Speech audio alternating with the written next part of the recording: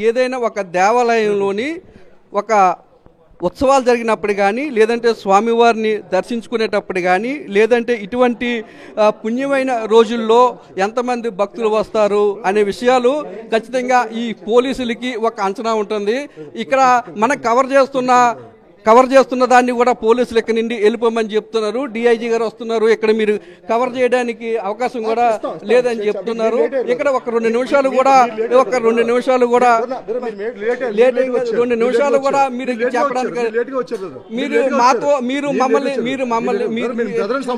నేనేమనలేదు, నేను మిమ్మల్ని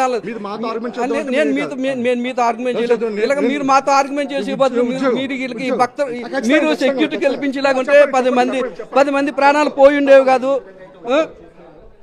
ఈ కవరేజ్కి వచ్చిన సాక్షి నుండి ఇక్కడ వెళ్ళిపోమని చెప్తున్నారు. ఇలాగ సాక్షి మీద తమ ప్రతాపాన్ని చూపించే బదులు నిన్నటి రోజున ఈ భక్తులకు సరైన సౌకర్యాలు కానీ లేదా తగిన భద్రతా ఏర్పాట్లు కానీ కల్పించేలాగా ఉంటే ఈ ప్రమాదం కూడా జరిగేది కాదు. ఉన్నత స్థాయి అధికారులు వస్తున్నారు కాబట్టి ఇక్కడ ఎవరు ఉండడానికి వీల్లేదు, వెళ్ళిపోమని చెప్తున్నారు. కవరేజ్ చేస్తున్న సాక్షిని ఇక్కడ నుండి వెళ్ళిపోవాలి, చూపించడానికి కూడా వీల్లేదన్నట్టు ఇక్కడ నుండి సాక్షితో పాటు మిగతా మీడియాని కూడా పంపించేస్తున్నారు.